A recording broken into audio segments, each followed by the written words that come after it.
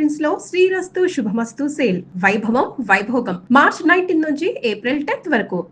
ఈ కథలు వినటంలో గాని, బడ్జెట్ కంట్రోల్ చేయటం నాన్నగారి లెగసీ మీరు కంటిన్యూ చేస్తున్నారు యాస్ ఎ ప్రొడ్యూసర్‌గా.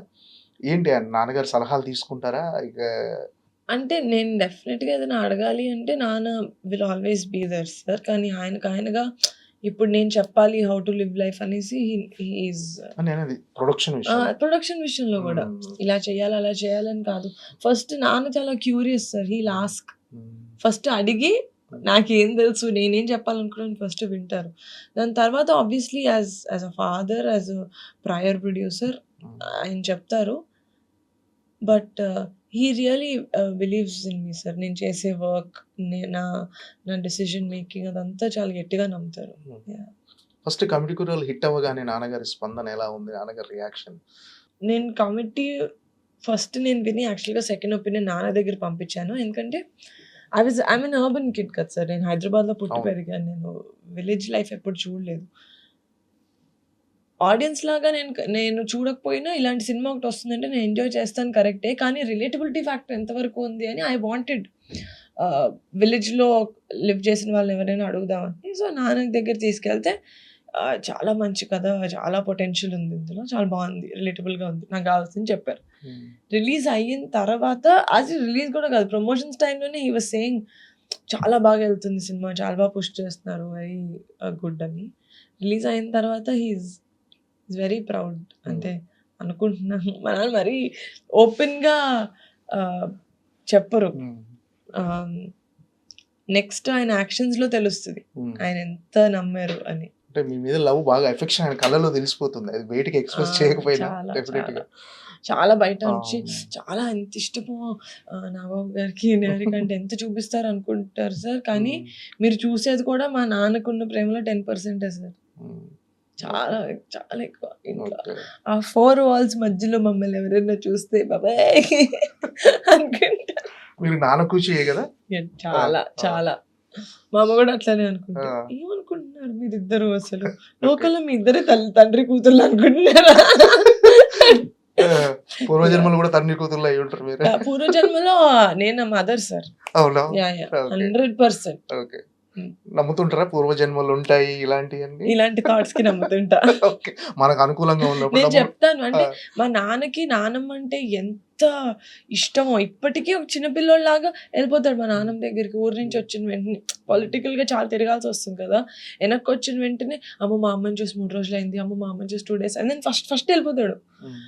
అండ్ చిన్నపిల్లలు అయిపోతాడు సార్. సో నేను మా నాన్నకి చెప్తా, లాస్ట్ లైఫ్ నువ్వు నమ్ముతావు లేదా నాకు తెలియదు, లాస్ట్ లైఫ్ లో నేను మీ అమ్మ, ఆవిడ నీ కూతురు అలాగే ఉంది అని చెప్తాను నేను. సో హీ బిలీవ్స్, అదైతే నమ్ముతాడు మా నాన్న. ఈ సినిమా కథ నాన్నగారికి చెప్పారా? నేను ఒక వరల్డ్ బిల్డింగ్ లాగా నేను కొంచెం నరేట్ చేసి చెప్పాను కానీ కథ చెప్పలేదు యాక్చువల్గా. సినిమా బడ్జెట్, ఫైనాన్స్ అంతా నాన్నగారి దగ్గర నుంచి తీసుకుంటారా సినిమా? లేదా? Okay.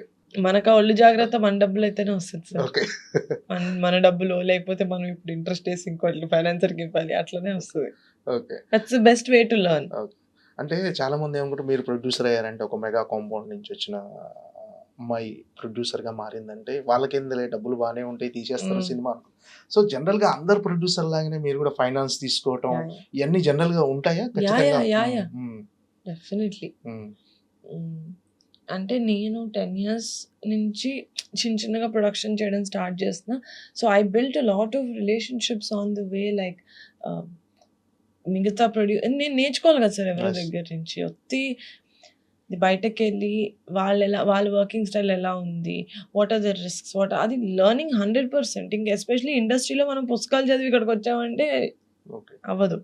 You need to get live experience and talk to people who are actually doing the business. So అట్లా మాట్లాడి ఒక పర్స్పెక్టివ్ తెచ్చుకొని అది అంతా నేను 10 yearsలో విత్ ఓటీటీ ప్లాట్ఫామ్స్ అదంతా నేను వర్క్ చేస్తున్నాను కదా సార్.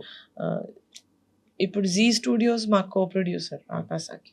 సో అలా I've had spoken to lot of people over the years and I feel like వాళ్ళు చూసారు మేము పింక్ ఎలిఫెంట్లో how we work as a production house అంతా చూసి ఆ క్రెడిబిలిటీ బిల్డ్ అయిన తర్వాతే వాళ్ళు నమ్మారు సార్. ఎవ్వరు అంటే రెస్పెక్ట్ ఇస్తారు సార్. ఫ్యామిలీ నుంచి వచ్చారు అని రెస్పెక్ట్ ఇస్తారు గానీ, డబ్బుల విషయంలో ఎవరైనా ఫ్రీగా ఎందుకు గ్యాంబుల్ చేస్తారు సార్? అంటే మామూలుగా పెద్ద ఫ్యామిలీ నుంచి వచ్చి ఆల్రెడీ లెగసీ, ఆల్రెడీ సినిమా నేపథ్యం ఉన్న ఫ్యామిలీ నుంచి వచ్చిర్రు. వారసురాలు గాని, వారసుడు గాని వచ్చిర్రంటే చాలామంది ఏమనుకుంటారంటే బయటి వాళ్ళకి మాత్రం వాళ్ళకి చాలా ప్రౌడ్ ఉంటది ఇలా. కానీ ఒక రకంగా చెప్పాలంటే నేను విన్నది చాలామంది ఆ బ్యాక్‌గ్రౌండ్ ఉన్న వాళ్ళు మీరు కావచ్చు, చరణ్ గారు ఎవరైనా సరే వాళ్ళే టైంకి అంటే ఒక ప్రిన్సిపల్ క్రమశిక్షణతో ఉంటారని తెలిసింది. ఎలా అంటే ఇప్పుడు మీరున్నారు. టైంకి 11కి నాకు నాయుడన్న ఇంటర్వ్యూ ఉండదని చెప్పాడు. మధు 5 మినిట్స్ ముందుంటది నువ్వు చూసుకో అన్నాడు. నేను 11 కంటే ఇక ఫోన్ రాలేదు కదా! వస్తారేమో అని నేను అనుకున్నా. అంటే ఈ ఈ ఈ టైమ్ బీయింగ్, ఈ టైమ్ సెన్స్ గాని, ఈ క్రమశిక్షణ అంతా నాన్నగారి నుంచి నేర్చుకుందేనా? ఫ్యామిలీ నుంచి మొత్తం? పెద్దనాన్న గారు సార్. హ్మ్. ఇప్పటికీ ఇన్ని years of being the top actor Chiranjeevi గారి డిసిప్లిన్ ఇంత కూడా చదవలేదు సార్. హ్మ్. ఈ still the same. Yes. Still the same. Charan and గారు. ఆయన చాలా ప్లేసెస్‌లో చెప్పారు కూడా సార్. హ్మ్. సక్సెస్ ఉండాలి అంటే డిసిప్లిన్ ఉండాలి. చేసే పని పట్ల గౌరవం ఉండాలి. అది ఆయన మా అందరిని ఒక్కొక్కరిని కూర్చోబెట్టి చెప్పింది కాదు. హ్మ్. ఆయన వే ఆఫ్ వర్కింగ్‌ని మేము మోడల్ చేస్తున్నాం అంతే.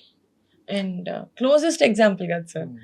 హూస్ యువర్ రోల్ మోడల్ అంటే మేము ఎవరి గురించి ఆలోచించి చెప్పక్కర్లేదు. మా ఇంట్లో మా పెద్దనాన్నే ఉన్నారు role model. Okay. That to such great work he did.